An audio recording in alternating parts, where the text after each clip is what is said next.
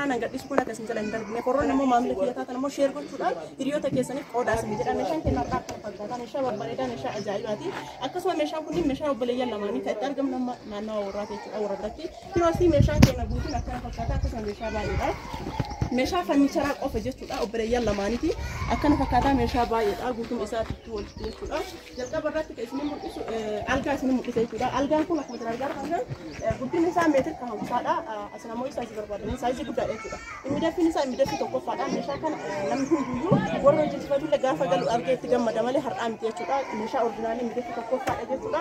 Akkasuma immoo sibiilli illee akkasuma cuudii tokko faadha kan hojjetame meetira taasisaadha. Baakoonni lama ofirraa qaba jechuudha. Gaafanii baakoonni lama ofirraa qaba. Diizaayiniin obboleettiin keenya barbaadeen diizaayinii kanaan jechuudha. Gaafanii diizaayinii kanaan barbaadeen jechuudha.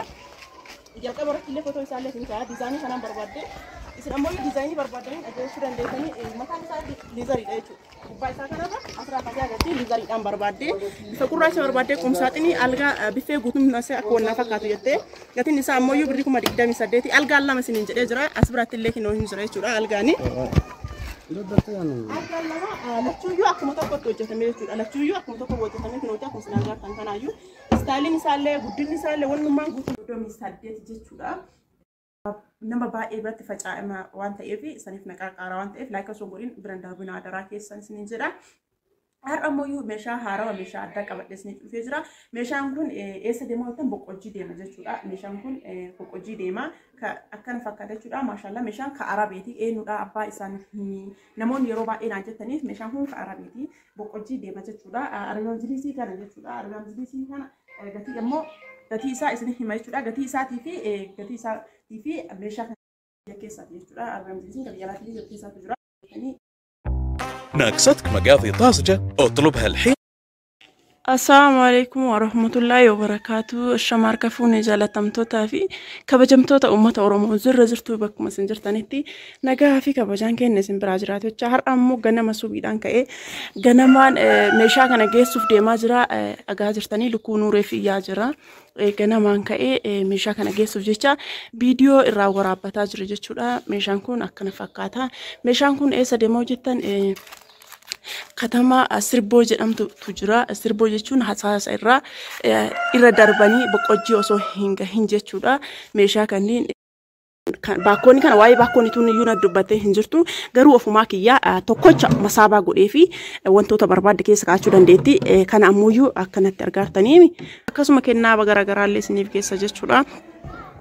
Warroonni meeshaan keessaan isinii hin bahiniif ifa manarraa taati obsaan eeggadha meeshaan warroonni meeshaan bahee fi viidiyoon gadi hin dhiifamin illee adaddumaan jaluma jalaa gadi isinii dhiisa waan ta'eef obsaan eeggadha isiniin jedha akkuma meeshaan nama dursuutiin akkasumatti jechuudha warroonni meeshaan isaan keessaan isinii ajajamee arbaam jiliisii uumamallee isinii ajajamee isinii hin baane isiniif bahaa jira obsaan eeggadha isiniin jedha of beektaa waan ta'eef warroonni kuwwan illee akkatti bareedu argitanii baay'ee olirraa Addunyaa kanarratti gammaddee jiraachuuf yookiin jireenya kan kee miidhagaa godhuuf obsaa fi dandeettii malaa fi tooftaa adda addaa qabaachuun barbaachisaadha.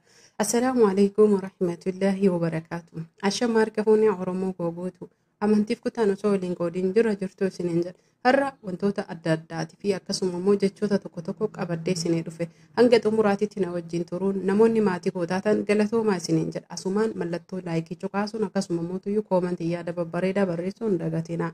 Akkasuma namni viidiyoon kun haaraa isin dhaqqabee sabskiraayib gochuun maatii koo ta'uun dagatina yaada keessanii fi akkasuma immoo mallattoo laayikii hin dagatina. Har'a wannin isiniin jechuu barbaadu ilmi namaa tokko mana isaa keessatti gammadee jiraachuuf yookiin jireenya dhuunfaa isaa jiraachuuf maallaqa yookiin qabeenya qabaachuun qofti gahaa miti. Kuni sirriitti wanni isin hubattanii beekuu qabdan jechuudha. Qabeenya qabaateef akkaataa itti fayyadamuu fi akkamitti akka jiraatu yoo hin beekne yookiin ammoo tooftaalee jireenya keessaa yoo hin baranne yookiin hin qabaanne uumamaan qabeenya sun kan isaaf homaa hin goone isa miidhuu danda'udha. Akkamitti qabeenya namni qabeenya qabu isa miidhuu danda'a warroonni jettan hedduutu jira jechuudha. Irra caalaa isaa namoonni qabeenya qabu miidhamaa fi akkasuma mootuyyuu yaaddahaadha. Namoonni ammootu harka galleeyyiin yoo xiqqaate hirriba isaa gahaa rafa dhaba isaatiif akkuma yaaddahutti kan argate alhamdulillahi jedhee itti galateeffate kan dhabeef ammoo rabbii isaa kadhate hundi isaa nagahaan bobba'ee akkasuma ammoo yoo gaafa galee nagahaan hirriba isaa rafa. Kanaaf hordoftoota fi kabajamtoota kiyyaa mana keenya keessatti karaa salphaa ta'eef haala salphaa ta'een wantoota barbaanne qabeenya keenyan osoo wal hin madaalchisin yookiin ammoo namoota ollaa hedduu isaanii kan nu caalaa qaban hiriyoota keenya ta'uu danda'a.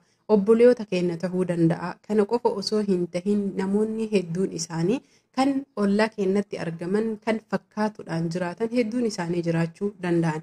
Haa ta'u malee nu ammoo uf ilaallee tokko gadi tokko ol jennee kanuu gadi illee uf duuba gad jennee uf duuba mil'annee ofii gadittis ilaallee sadarkaa akkamii irra akka jirru yookiin ammoo kanuu gadi sadarkaa akkamii irra akka jiru hubachuun barbaachisaadha.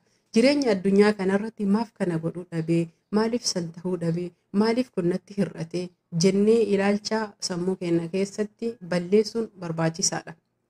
Jireenya addunyaa kanaa miidhagsinee jiraachuuf addunyaan tun miidhagduu miti yookiin isiin hin guuttu. Akkuma beekamu ganama yoo dhihee gammachuus yoo qabaatte galgala sana mootuyyuu akkuma isin beektan aduun bariitee turte dhiituu malee hin haftu. Gammachuun sunis guyyaa isa wajjin kan dabruu fi akkasuma ammoo guyyaan itti aanu gammachuu fi aarii hifannaa fi wantoonni adda addaa nu mudachuu mala.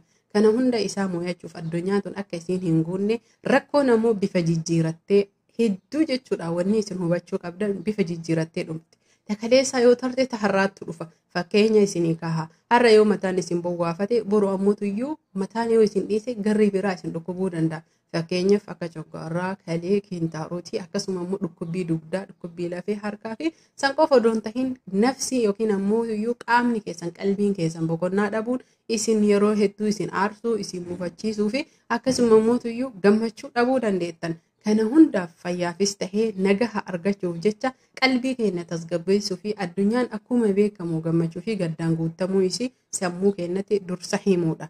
Itti aansuun ammoo hiriyoota keenya yookiin namoota ollaa keenyaa akkasuma ammoo namoota nu ol qabanii fi akkasuma kan hin qabne ta'uuf tahan yookiin fakkaatuu barbaadan fakkaachuu haa dhiifnu. Wanni har'a kana na jechisiise hawaasni keenya hedduun keessattuu ijoolleen keenya yeroo ammaa kuni fakkaatuu irra caalaa jaalatan jechuudha. Fakkeenyaaf akka mataa kiyyaatitti namoonni hedduu waan kana xiinxaluu ni dandeettan. Har'a waan tokko sooshaal miidiyaa irratti yoo gadhiifame sakandii muraasa booda yoo xiqqaate namoota hordoftoota gara 1000 oliin hanga 5,000tti kan fakkaatanii agarsiisanii fi fakkaatanii godhan. Kana jechuun hawaasa jireenya keenya keessatti ilmi namaa guutuun isaa keessattuu jechuu hawaasni keenya dhaloonni ammaa kun anarraa jalqabee fakkaatee jiraachuudha malee fakkeeffatee jiraachuudha malee fakkaatee jiraachuu miti.